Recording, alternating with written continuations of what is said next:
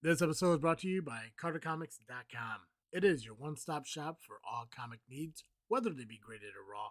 Carter Comics has got it all. All you gotta do is go to CarterComics.com, use the discount code FREAKNET, FREAKNET. You'll save 10% plus free shipping on your entire order. Again, CarterComics.com, one-stop shop for all comic needs.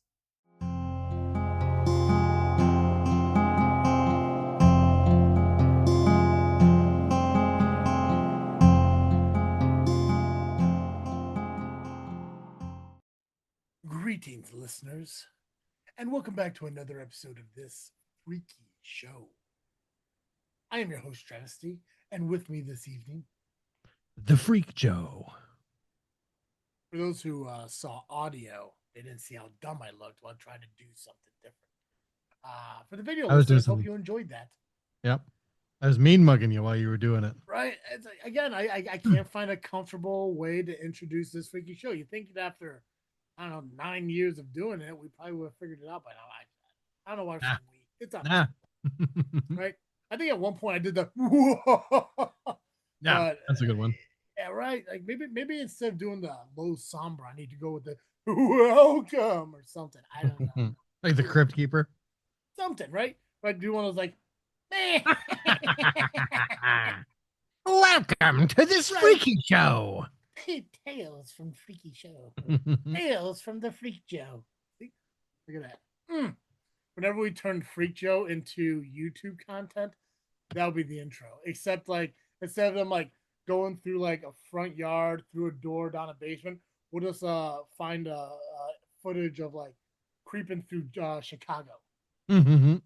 You know, and then it's just and then boom, there you are, all skeletalized or whatever. I love it. Hell yeah.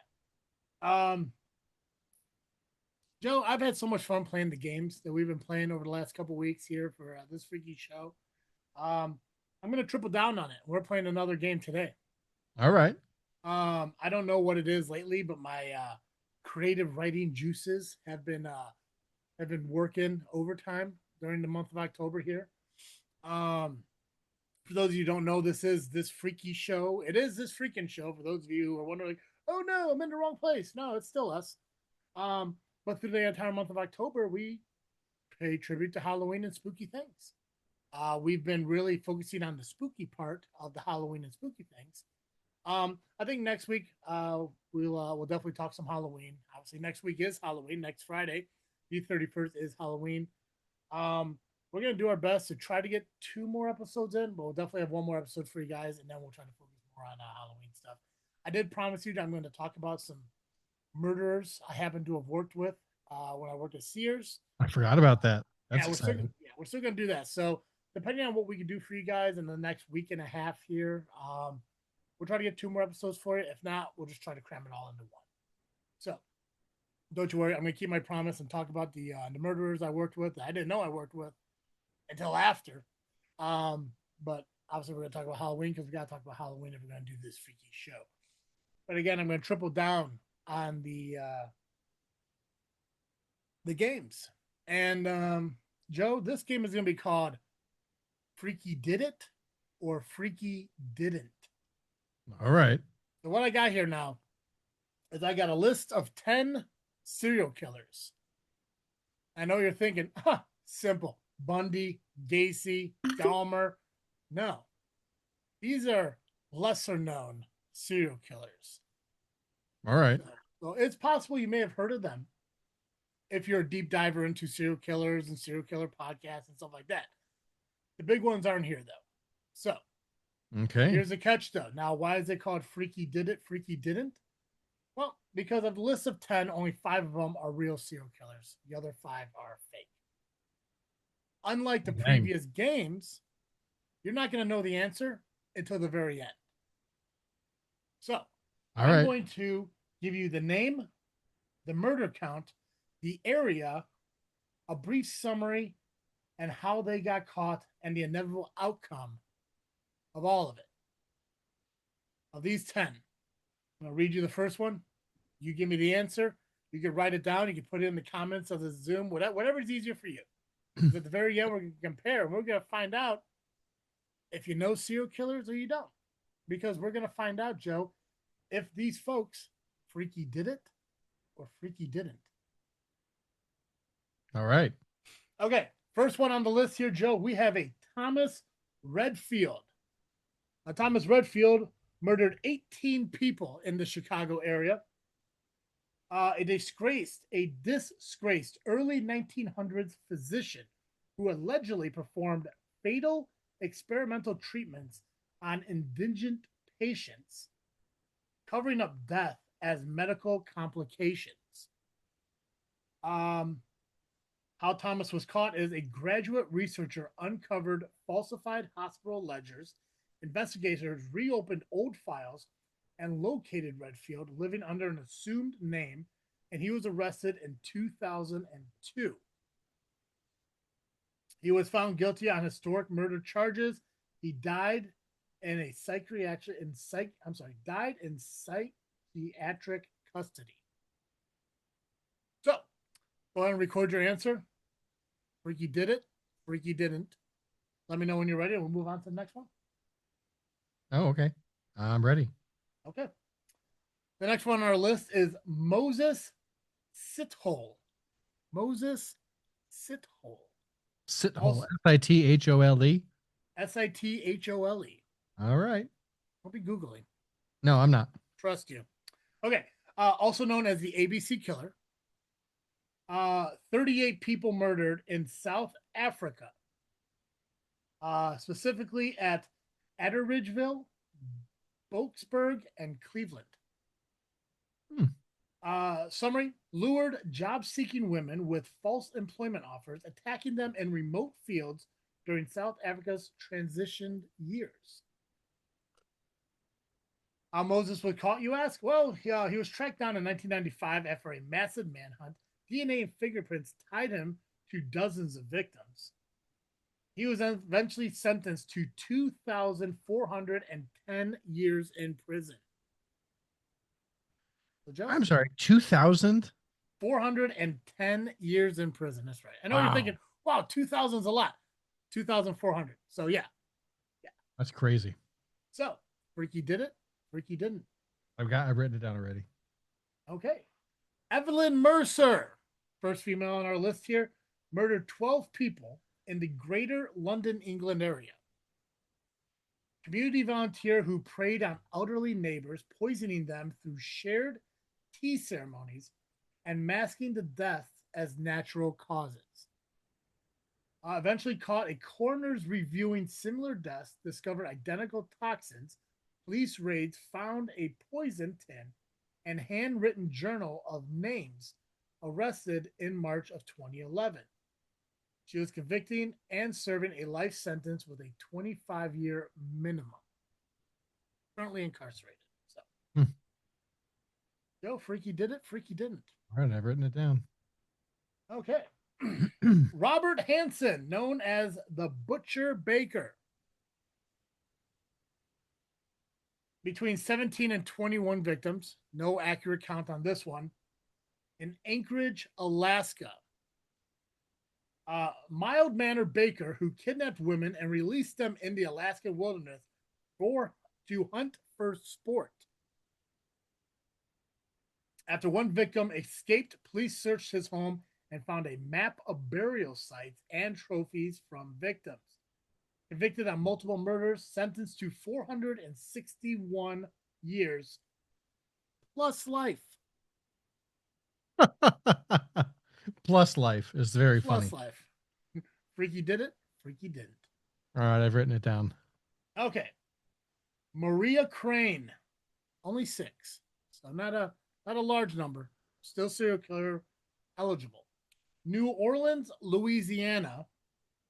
A seamstress who stitched victims' initials into garments, claiming it preserved their souls. Textile fibers and security footage links her to specialty thread used on several garments, and was arrested in January of 2015. Was convicted and is currently serving a life sentence in prison. Freaky did it. Freaky didn't. Okay. Israel Keys is the next on our list with 11 murders in Alaska, Vermont, and Washington. Really got around. Right? Yeah, not just West Coast. Hit that Vermont. Is Vermont a coastal? Yeah. Coastal? Okay, so appreciate the ocean. Okay, oceans. Mm-hmm. See the shining sea. Right. A serial uh, killer he. Nomadic killer who buried kill kits across the U.S. and struck randomly to avoid patterns. Uh, how did Israel get caught? Well, he used the victim's debit card in multiple states. ATM footage and FBI tracking led to his arrest in Texas. Israel confessed to several murders and died by suicide while in custody. Freaky Wild. did it. Freaky did Okay. it. Marcus Hale, 9 murders in Boston, Massachusetts. A night shift custodian who strangled lone late shift workers, leaving a folded handkerchief near each body. CCTV footage and fiber analysis from his janitorial uniform tied him to multiple scenes. He was eventually arrested in June of 2014. Currently serving a life sentence without parole. Okay. All right, next one is Joachim Kroll, known as the Rue Cannibal. The Rue.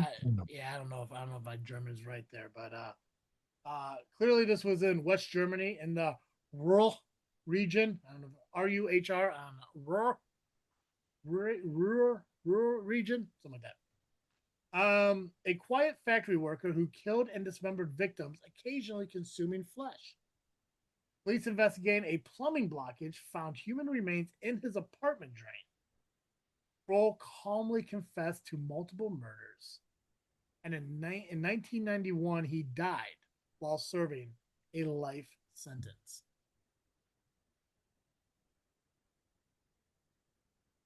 All right.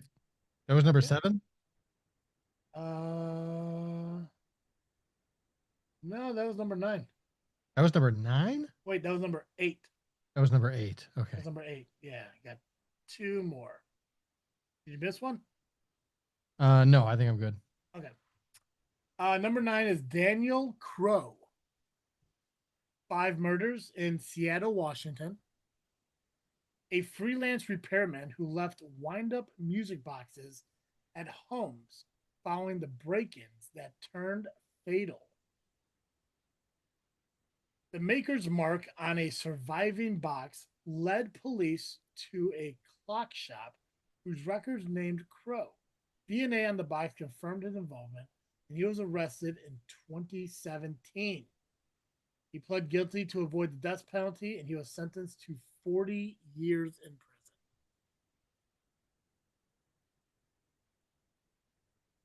They're giving a lot fewer years as the Weird. years go on. Yeah. It's weird to think that, like, hey, you want to avoid the death penalty? Just say you did it. What do I get in return? 40 years.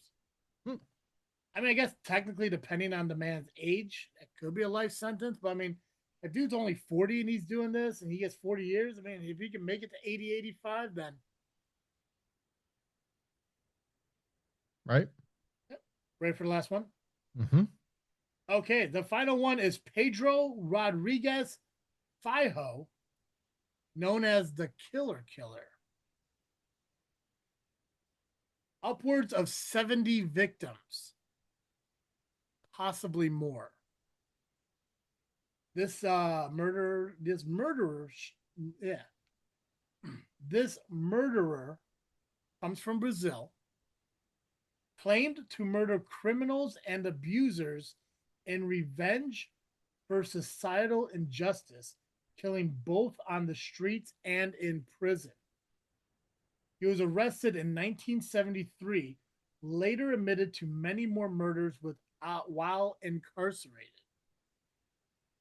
Served 40 years, later released and then rearrested for new crimes.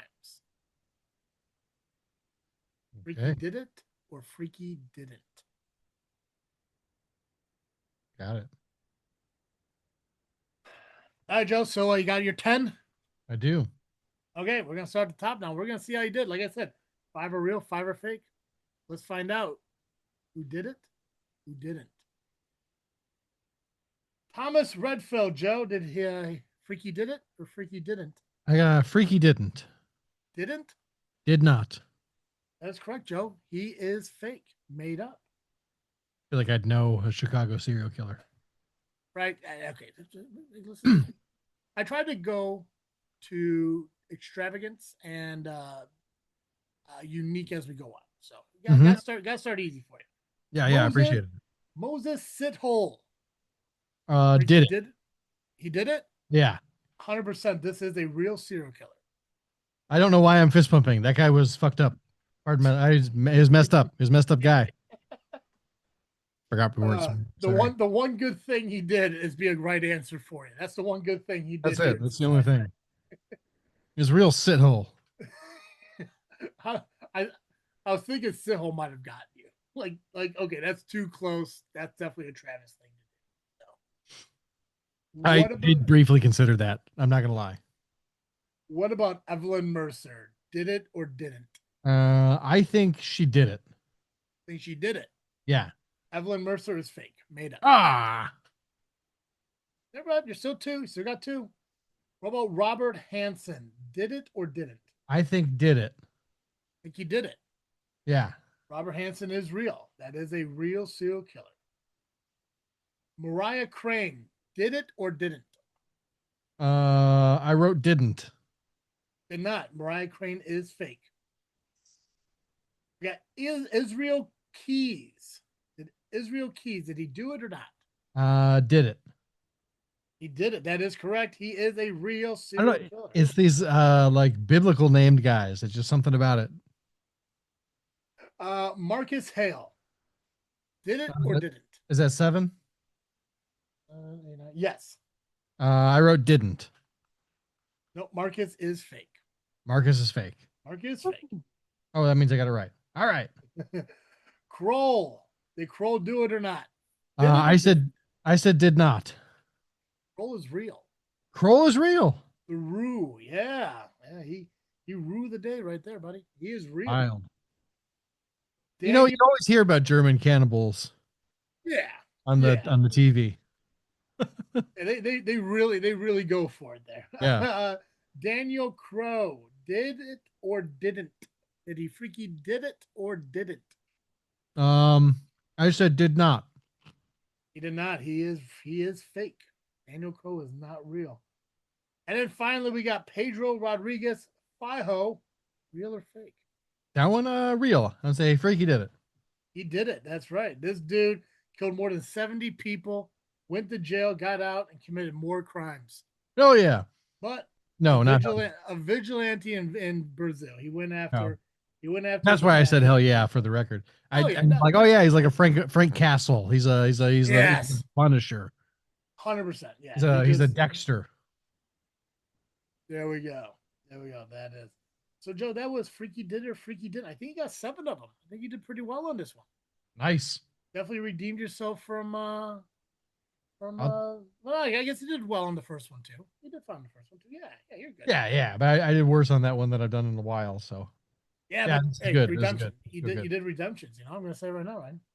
They were all like legitimately. I was wondering, is this real? Is it not real? Was it something you took from like CSI?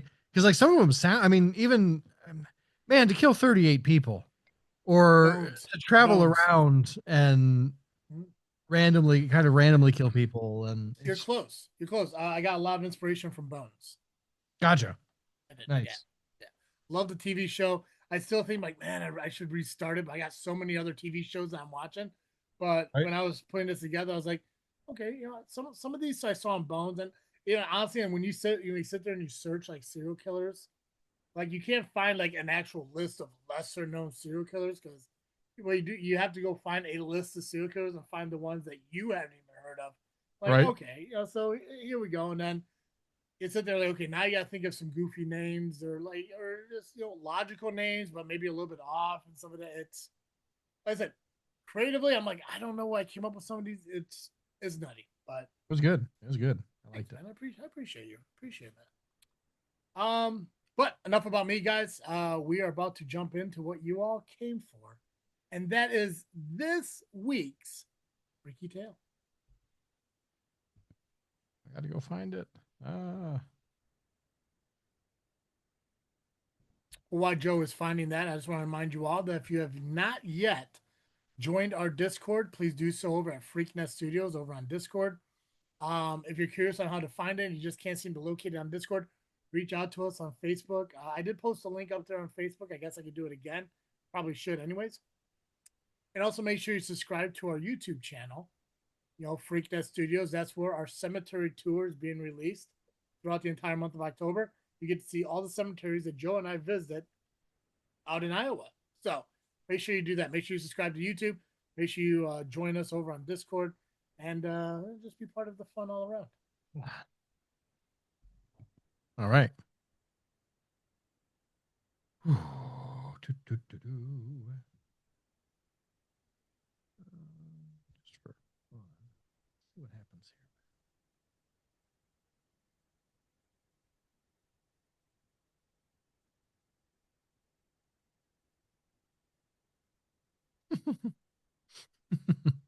That didn't work at all. That's funny. All right.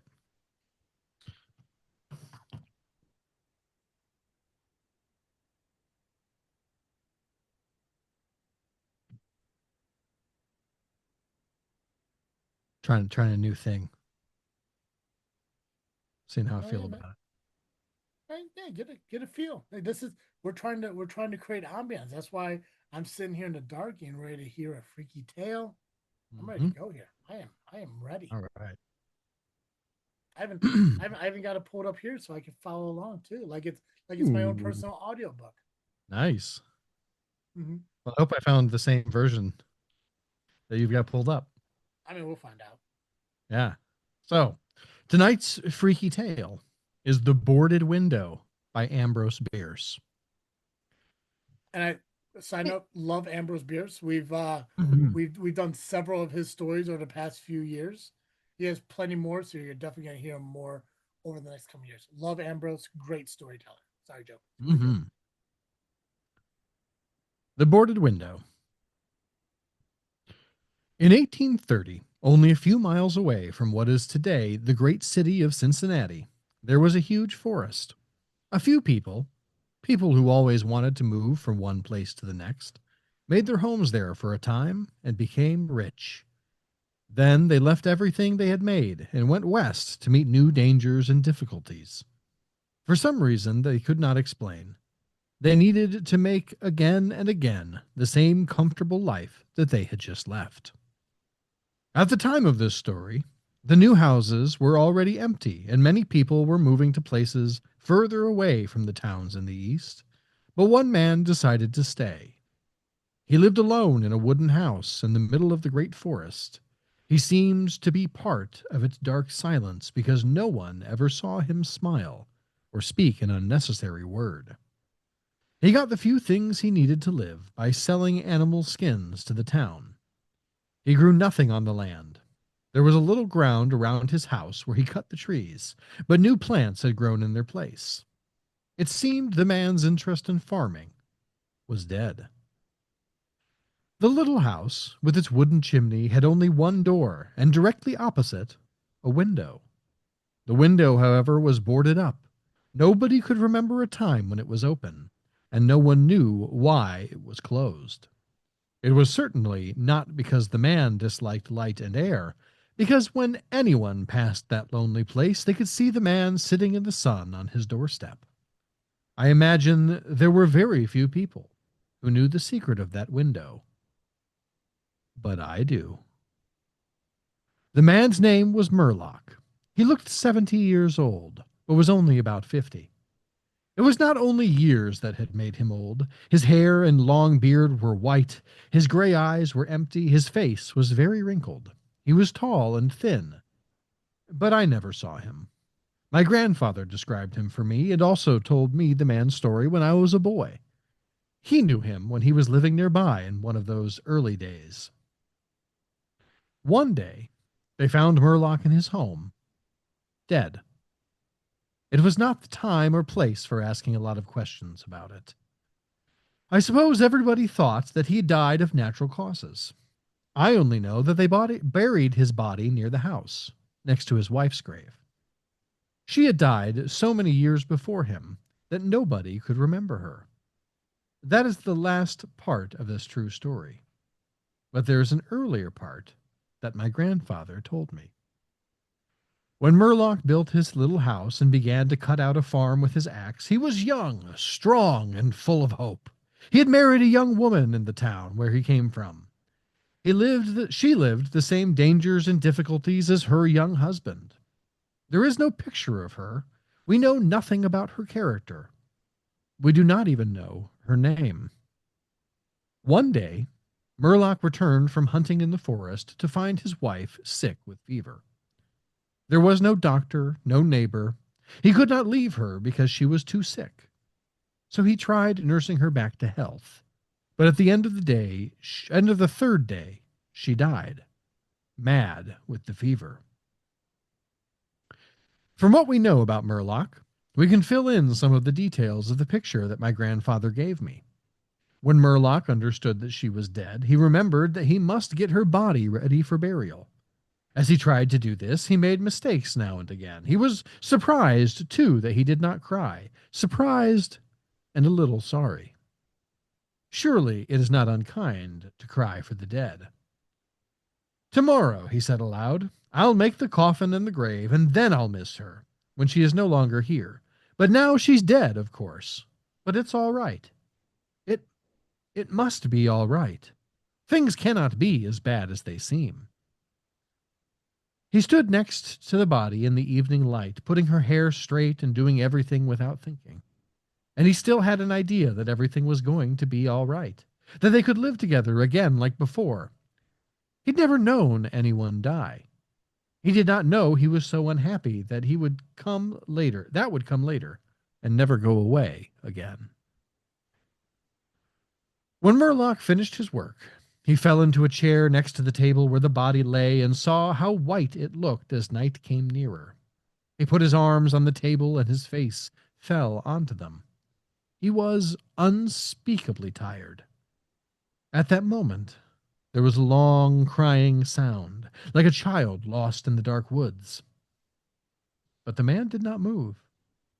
That cry came again and nearer than before. Perhaps it was an animal. Perhaps it was a dream. Murlock was asleep. Some hours later, he woke up, lifted his head from his arms, and listened carefully. He did not know why. There, in the black darkness by the side of his dead wife, he remembered everything without surprise. He tried to see something. He did not know what. He was now awake. He stopped breathing. Even his blood slowed down to listen to the silence. Who? What had woken him? And where was it? Suddenly the table moved under his arms, and at the same moment he heard, or imagined he heard, a light, soft noise like feet on the floor. He was too afraid to shout or move. He waited centuries of fear there in the darkness. He tried to say the dead woman's name, to put out his hand across the table, to see if she was there. He could not. Then something terrible happened.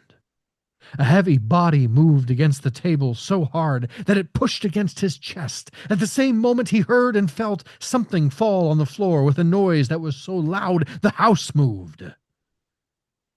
It seemed like there was a fight, and so many sounds that were impossible to describe. Murlock stood up. He put his hands on the table. Nothing was there. There's a moment when fear can become madness, and madness pushes us to action. With no idea what he was going to do, for no reason except the reason of a madman, Murloc ran to the wall, got his gun, and fired it. From the light which lit up the room, he saw a huge bear pulling the dead woman towards the window, its teeth in her throat. Then there was darkness, blacker than before, and silence. And when he woke again, the sun was high and the wood was noisy with birds' songs. The body lay near the window, where the animal left it when it was frightened away by the noise of the gun. Her clothes were pulled away. Her long hair was everywhere. Her arms and legs lay in all directions. Blood, not yet dry, had run from her throat. It was badly, horribly cut. Her fingers had blood under the nails, and between her teeth was part of the animal's ear.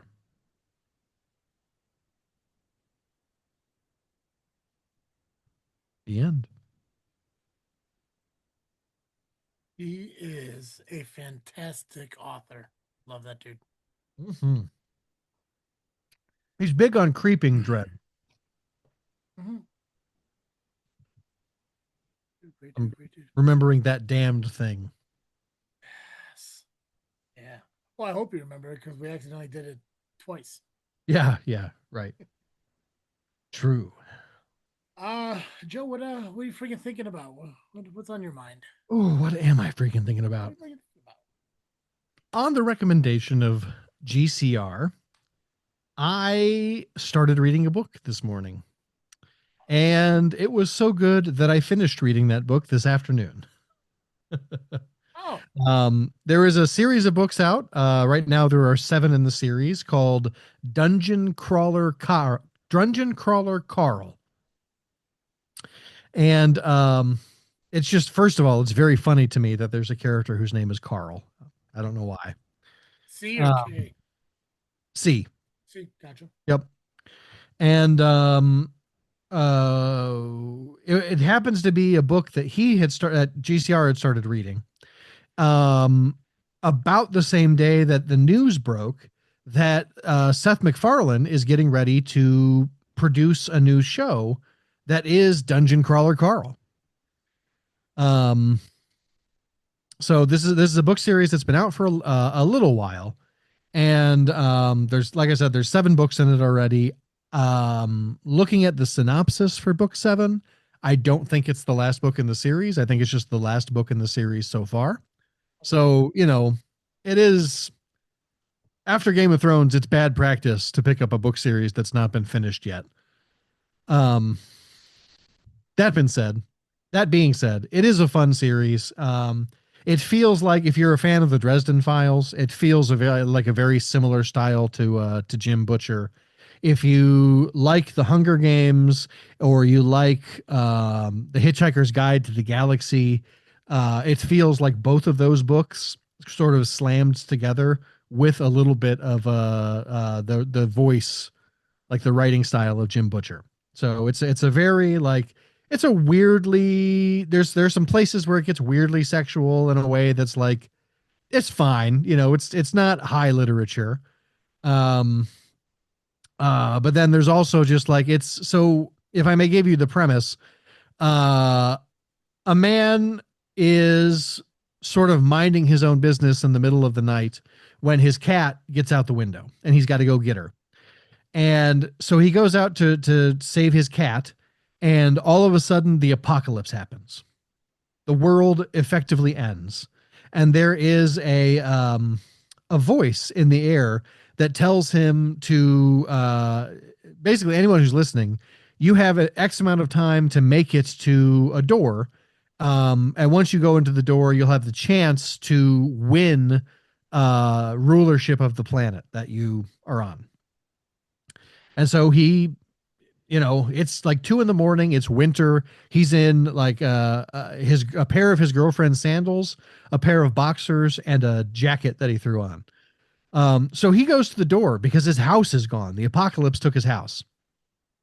So he goes into the door and he finds out that he is in a dungeon, Dungeons and Dragons style dungeon, and he has to make it to level 18 to win whatever you're supposed to win, and that's how the story starts. And it was very fun. It's a very fun little read. Like I said, it's quick. I think on Kindle it was like 440 pages. The audiobook is about 12 hours long. I listened to it at double speed while I was doing other stuff today, and obviously got through it very quickly.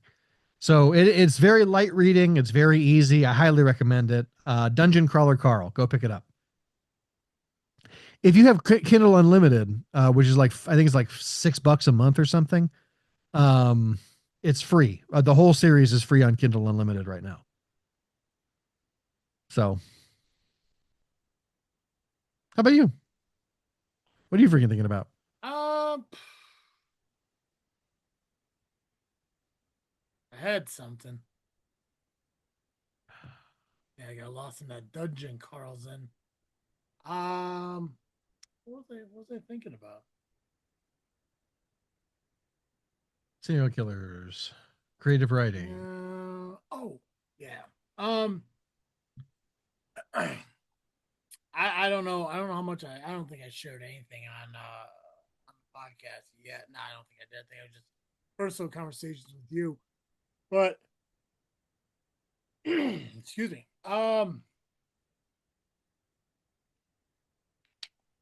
By the end of this year, Freaknet Studios is shrinking. We are losing definitely one of our shows that we have. The Power Hour is calling it at the end of this year. December 16th is going to be the last show. They don't know what else they're going to do, if anything. Their whole belief is they ran the course of what they're doing here. They might explore something else. I don't know if that means explore it with Freaknet Studios or on their own. I don't know. But as of December, we will be losing the Power Hour. There might be another show we might be losing.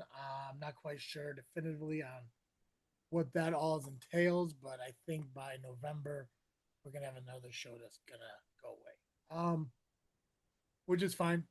There's a lot of things that are happening that somebody else wants to pursue, which happy for them. I hope it works out. We're working on some stuff to, in a sense, collaboration stuff, but that'll all be kind of explained and finalized and stuff once everything goes through.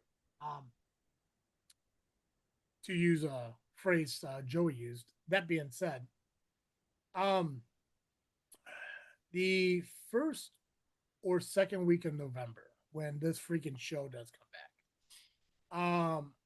I'm gonna have a couple friends come onto the podcast. Nick, I think I've spoken about before on this podcast, is a former coworker of mine. We worked on and off for many years together. Not the murderer. Not the murder. No, not Sears. No, this is the stressful job. His wife has a very strong interest in podcasting, and as far as I know, she still wants to pursue that dream. And I'm gonna help her do that. I don't know if it's going to be an instant Freaknet Studios thing. I don't know. Obviously, I would welcome it. I would encourage it that way. Cross promotion and growth and everything could be a real thing. Um, Also, for those who don't remember, Joe and I were talking about a Bible based podcast that he would host, and I would love to still pursue that.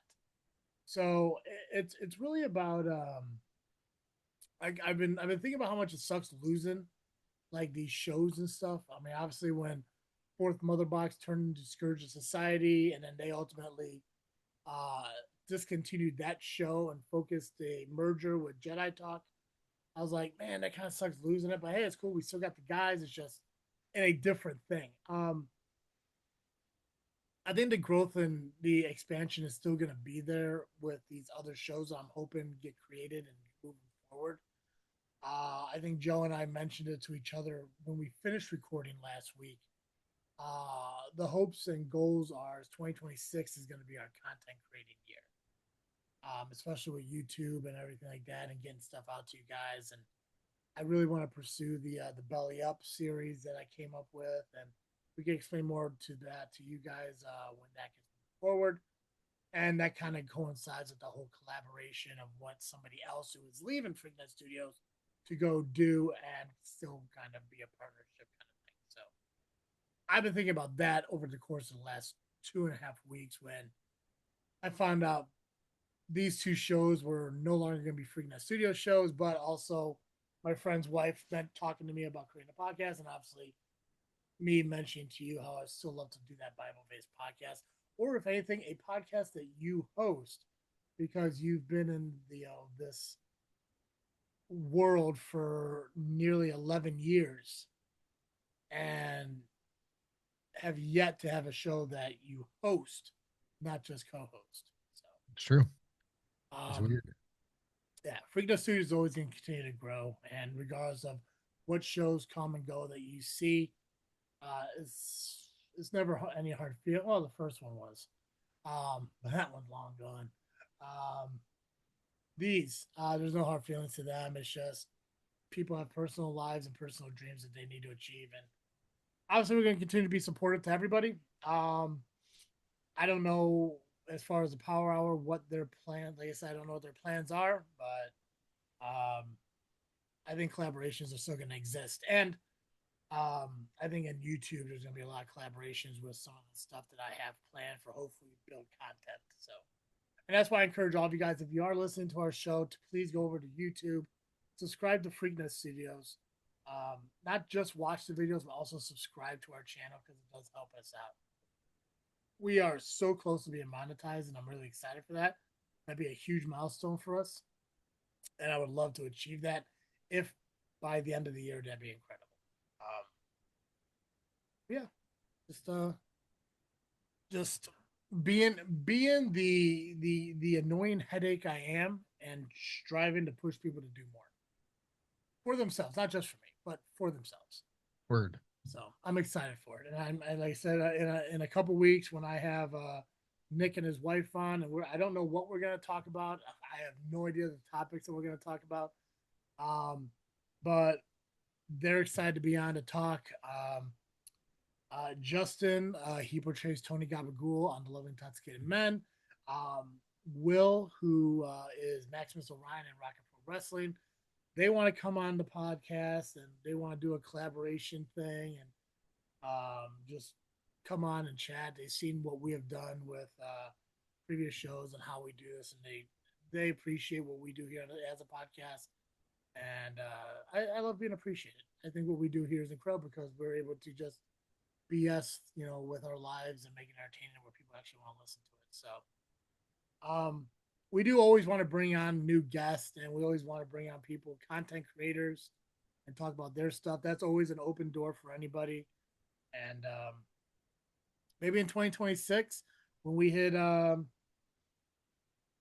season 10, I mean, we're gonna hit 10 years this next Saturday. Wait, next Monday is 10 years. So I don't know what we're gonna do about that, but whatever. Is it next Monday? It's the third or the fifth. I can't remember. I don't know. But not next week. The following week, we're gonna hit 10 years here on this freaking show, and we got Wild. nothing. We got nothing planned for it. Which is I'm okay with it. Like I said, I mean, it's it's a thing that makes me think that like we should be wrapping up season 9, Mm. and instead we're like 9 shows into it. So clearly we're about a season behind. But in 2026, again, the content on YouTube, maybe we'll kind of call back some old guests and stuff and catch up with them. And I don't know, I'd love to hear from Leslie Tom or GCR. Uh, these authors and directors and musicians that we've talked to. I'd love to kind of catch up and see what they're doing. So maybe that's Mm-hmm. be another thing for 2026. So, but yeah. Nice. Hey, Joe. Yeah. During the month of October, I am co-hosting this show with the Freak Joe, which means Cartoon Joe is on a break from here. He's not on a break from everything. So, if our listeners want to catch Cartoon Joe, where can they go? If you need more Cartoon Joe, you can find him over at the Geekcast Live podcast at violentpress.com. You can also find him on Facebook, iTunes, Spotify, and Blue Sky by searching Geekcast Live. Excellent. Guys, make sure you search this Freakin' Show and Freakness Studios wherever you find your social media, especially over on YouTube. Make sure you subscribe to Freakness Studios. Make sure you join our Discord at Freakness Studios. We'd love for you guys to be a part of both those things. Definitely. But check social media, this Freakin' Show, Freakness Studios. We will be there. Continue to listen to our show if you want to. Make sure you give us a rating and review, whether it be Spotify or Apple. We'd love to get those ratings. But if you choose to watch the show, you can do so over at the Freakin' Studios YouTube channel. I'm guessing Joe is being summoned to hell based on that red light that he has. So we'll wrap this up as I always do, saying, as always, I'm Travis David. And I'm the Freak Joe. And thank you for tuning in to another This Freaky Show.